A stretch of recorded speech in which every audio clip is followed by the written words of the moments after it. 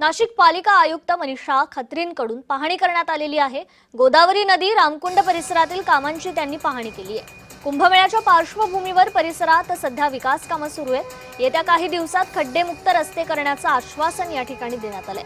या सगळ्या मुद्द्यावर नाशिक महापालिका आयुक्त मनीषा खत्री यांच्याशी बातचीत केली आमचे नाशिकचे प्रतिनिधी किरण गोटूर यांनी। या सगळ्या संदर्भात बोलण्यासाठी माझ्यासोबत नाशिक महापालिकेचे आयुक्त सुद्धा आहेत स्वतः। मॅडम, आपण या सगळ्या भागामध्ये पाहणी केलेली आहे।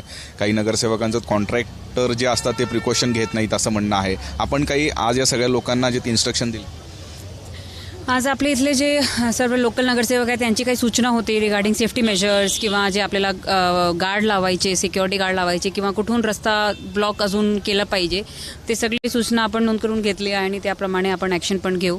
जे रस्ते जिथे डेंजर आहे तिथे थोडं ब्लॉक करू, जिथे सिक्युरिटी प्रिकॉशन्स कमी आहे बॅरिकेडिंग तिथे जास्त लावू आणि सिक्युरिटी गार्ड आपण म्हणजे सध्या जसं एकच माणूस ओव्हरऑल दिवसात असतो तर आपण 3 लोकांची ऑल्टरनेट 8-8 तासाची ड्युटी लावू।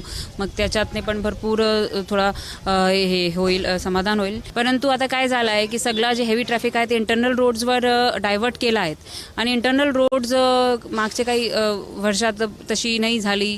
आपले जे रोड्स केले पाहिजे होते ते तेवढे आपण ऑफकोर्स प्लॅनिंगमध्ये ते नाही आले।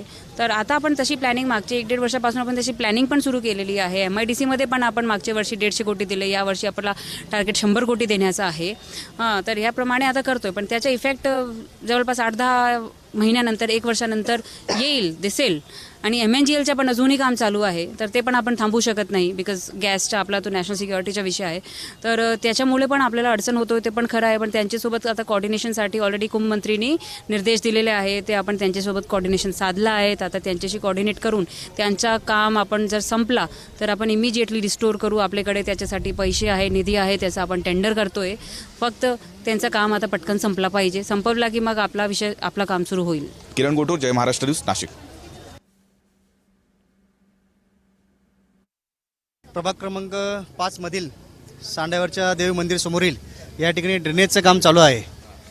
ड्रेनेजचं काम ज्या कॉन्ट्रॅक्टरने घेतली तो कॉन्ट्रॅक्टर बऱ्यापैकी निष्काळजीपणाने काम करतोय, कारण की ह्या ठिकाणी तुम्ही बघत आहात की या ठिकाणी बॅरिकेडिंग केलेलं नाही, या ठिकाणी सुरक्षा रक्षक नाही आहे, दिशादर्शक फलक नाही की पुढे धोकादायक काम चालू आहे, कोणी त्या ठिकाणी जाऊ नये अशा पद्धतीची नागरिकांच्या सुरक्षेची कुठलीही बाब या ठिकाणी घेतलेली नाही। कॉन्ट्रॅक्टर अधिकारी यांना काम करणं फार कठीण आहे, कारण रोडच मुळात 9 मीटरच्या वर मिळत नाही।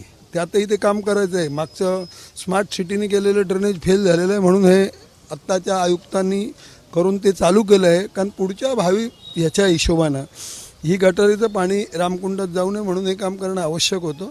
अशा अडचणींचा सामना गावठाणात करावाच लागतो, तो चाललेला आहे आणि चांगल्या पद्धतीनं आयुक्तांना स्वतः लक्ष देऊन प्रशासनानं इथं काम केलेलं आहे, त्याबद्दल पहिले तर त्यांचे आभार। फक्त स्पीड जर वाढवला तर या अडचणी कमी होतील, एवढंच या ठिकाणी आमचं म्हणणं आहे।